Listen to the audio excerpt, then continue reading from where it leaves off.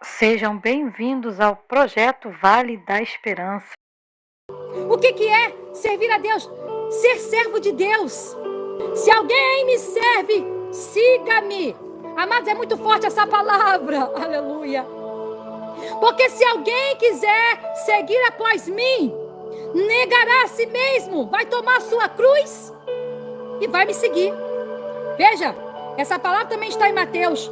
E aqui nós estamos lendo João 12, que diz que se alguém me serve, siga-me. O próprio Jesus está falando. Obrigado pelos coraçõezinhos. E onde eu estiver, ali estará também o meu servo. Olha, amado, que coisa linda. O Senhor está dizendo assim: aonde eu estiver, vai estar também o meu servo. E isso também nos faz lembrar, amados, de João capítulo 14. Vamos ler? João capítulo 14. Glória a Deus, que vai dizer assim: ó, não se turbe o vosso coração, credes em Deus, crede também em mim. Na casa do meu pai há muitas moradas, porque se não fosse assim, eu vou-lhe teria dito, pois vou preparar-vos lugar. E se eu for e preparar-vos lugar, virei outra vez e vos levarei para mim mesmo. Porque aonde eu estiver, para que aonde eu estiver estejais, vós também.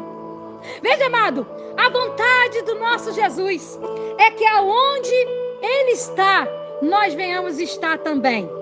Servir não para ser servido. Já começa aí. O maior exemplo foi Ele. Ele se despiu da sua glória.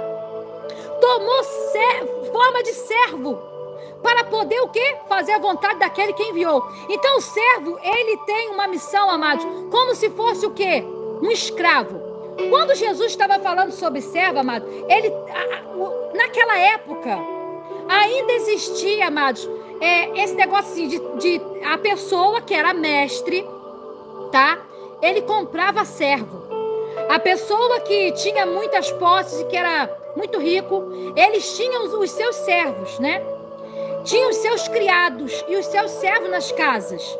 O servo, ele fazia o quê? Ele principalmente pegava, né? Ele tinha que fazer o serviço da casa, como comida, fazer compras, suprir ali o estoque, tudo que o mestre pedia para ele fazer, ele fazia.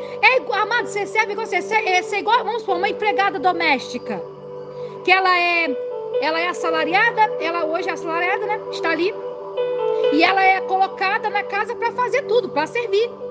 E só que naquela época, amados, os servos eram comprados, né? Os seus senhores, né? Os servos serviam o quê? Os seus senhores. Os seus senhores compravam os servos. E era como comprasse o quê? Também escravo, né? E ele ficava ali naquela casa, muitas vezes até morrer. O servo tinha que ficar até morrer naquela casa, né? E ele tinha que servir ali os seus senhores. E ele fazia todo o serviço da casa. E principalmente o quê? Muitas das vezes, quando a gente vai falar também sobre isso, quando o servo, ele lavava os pés dos seus senhores. Quando os seus senhores chegavam, o servo pegava lá a toalha, pegava uma bacia, se assentava nos pés do Senhor e lavava os pés. Porque naquela época, amado, se andava muito a pé. Não tinha ônibus, não tinha carro, né? Como a gente vê hoje, era muita carroça, era cavalo, era, né, jumento, essas coisas todas. E eles andavam muito a pé. E aí, então, o costume o quê? De quando se chegasse em casa, tinha que, né, tirar as sandálias dos pés, principalmente sandálias, e os servos lavavam os pés dos seus senhores. Aí, Jesus, ele vem tão lindo, né, para representar aqui, ó, a sua humildade. Ele vem e lava os pés dos discípulos, né? Glória a Deus. Os irmãos conhecem essa passagem, coisa linda. Ele vem e lava os pés. Eita, glórias a Jesus. É muito forte, amado. É muito forte. Jesus, ele vem o quê? Dando o exemplo do servir e de agradar. Ele diz assim: agora eu vou lavar os vossos pés, porque eu estou ensinando para que, assim como eu fiz, façais vós também. Ele disse assim: eu estou fazendo isso para vos dar um exemplo, porque assim como eu fiz, o Pai me enviou também, eu vos enviei a vós. O mestre, Jesus, amado, foi como nenhum outro. Ele veio numa humildade tão grande. Nasceu de uma mulher, nasceu numa manjedoura. Eu não tenho aonde reclinar a minha cabeça.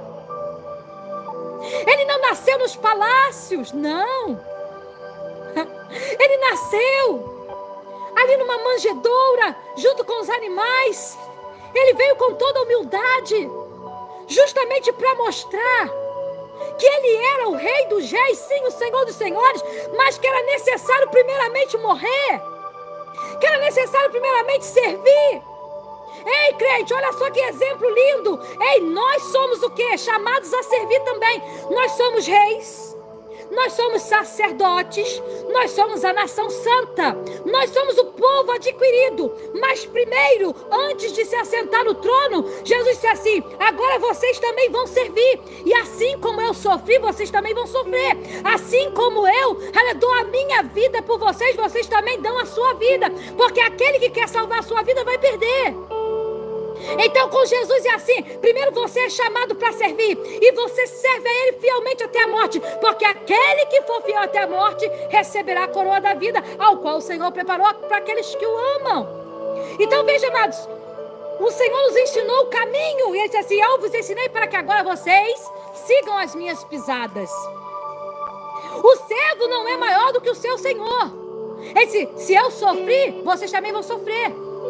Se falaram mal de mim, vão falar mal de você. Mas não temas, porque eu venci o mundo. E o Senhor está conosco. Aqui, ó, eu já li João 12, João 14, estou agora em João 15. Porque nós estamos falando aqui o que é ser servo de Deus, né? A graça de ser o servo de Deus. Como é maravilhoso, é um privilégio, uma honra, mas também uma responsabilidade de ser um servo de Deus. E aqui em João capítulo 15, por quê? Antigamente, na época de Jesus, amado, os senhores compravam servos, compravam escravos. Então, assim, é claro que quando nós somos servos de Deus, nós também nos tornamos escravos. Nós temos um Senhor, que é o Senhor Jesus. Só que é tão lindo, é tão maravilhoso ser servo de Deus, que apesar de nós sermos escravos, né? Que nós temos também o quê? Que cumprir os seus mandamentos. Mas há uma denotação, amados, uma conotação muito forte, que a gente tem que pensar o quê? Que nós somos escravos do Senhor, somos seus servos, mas nós nos servimos não por obrigação. Porque o fato é, que eu diz aqui, ó: se me amares, guardareis os meus mandamentos. Então o Senhor nos chama como servos, mas Ele também nos chama como amigos. Essa é a diferença de ser um servo de Deus. Veja, quando você é um servo, e você tem o ser humano como o seu Senhor, você se torna realmente um escravo. Porque o ser humano não tem pena de ninguém. Ele escraviza as pessoas, né? Mas como é bom ser servo de Deus? Porque o servo, nós temos, amado, liberdade. Nós temos o quê? Esse amor. Porque Jesus mesmo foi que disse em João 15, ele disse assim, ó: eu já não vos chamarei de servos. Olha que coisa interessante. Porque o servo não sabe o que faz ao seu Senhor. Mas eu tenho-vos chamado de amigos, porque tudo quanto ouvi do meu Pai, eu vos tenho feito conhecer. Veja mais, coisa linda. Nós nos tornamos servos do Senhor, mas a gente vem também para ser servo, mas Ele também nos chama de amigos.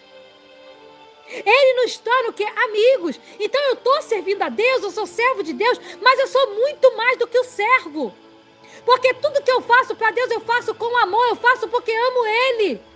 Esse é o verdadeiro servo de Deus, que faz não por obrigação, mas que faz porque ama. Porque você ama a Deus, então você serve Ele. Então você, aleluia, é um amigo dele, e você faz tudo o que Ele te mandar, porque Ele é mais que amigo, mais que irmão. Que coisa linda, que palavra maravilhosa. Você pode dar um glória a Deus aí? Você que é servo do Senhor, dê um glória a Deus e fala: eu sou servo do Senhor.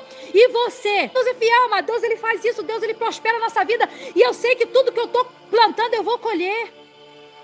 Então, amados, no serviço a Deus é isso. Como é que você está servindo a Deus? Né? Tem uma palavra muito forte lá em Mateus, que vai dizer assim: muitos naquele dia me dirão: Senhor, Senhor, eu estava servindo em teu nome. Mas Jesus vai falar para eles assim: apartai-vos de mim, porque eu não te conheço. Veja, amado, existem muitas pessoas que falam: eu sirvo a Deus, eu sou servo de Deus. Mas se você não faz a vontade daquele que está lá no céu, então você não serve. Então o Senhor não te conhece.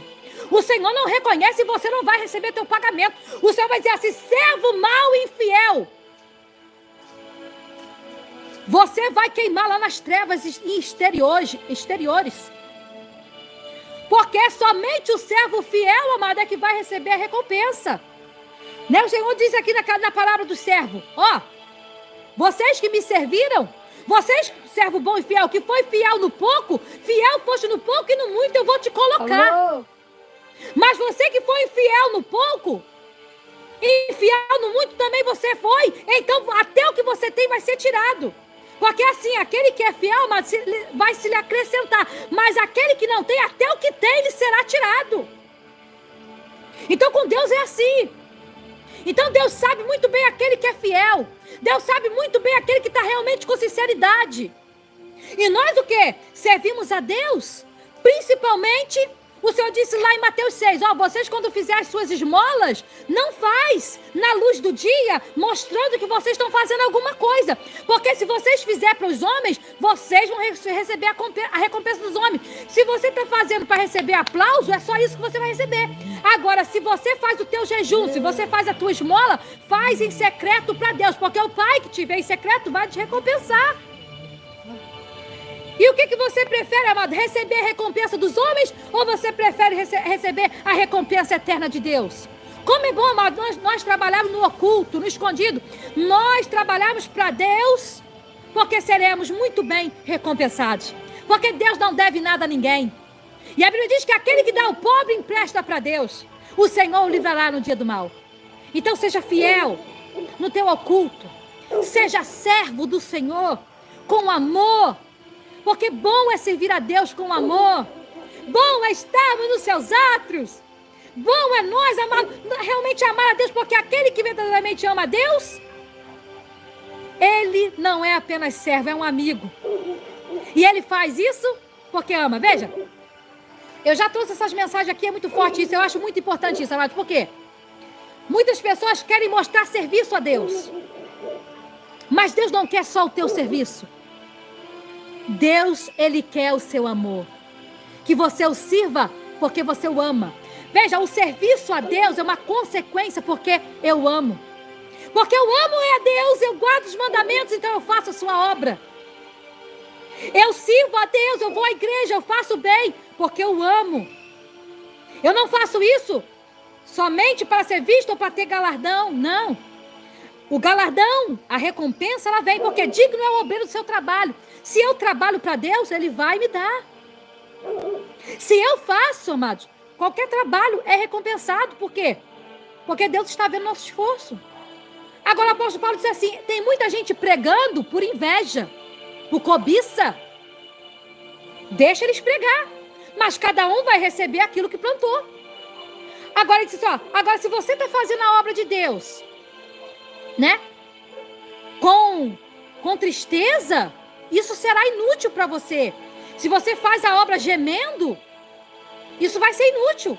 Então, bem-aventurado aquele o quê? Que faz a obra do Senhor com alegria. Bem-aventurado aquele que dá com alegria. Bem-aventurado aquele que serve com alegria. Porque Deus é o quê? É aquele que pesa o coração. Porque no final de tudo, amados, o que vai pesar é a minha intenção. As minhas palavras, as minhas atitudes falam muito. Mas Deus julga tudo que sai do meu coração. É a intenção. Por que eu estou fazendo isso? Por que eu estou pregando aqui? Por que eu faço a obra? Por que eu estou servindo a Deus? Ele vai pesar o meu coração. Ele vai pesar a intenção com que eu faço todas as coisas. Então que Deus nos livre de toda cobiça, de toda inveja, de todo mal. Que nós façamos tudo com amor. Em nome do Senhor Jesus.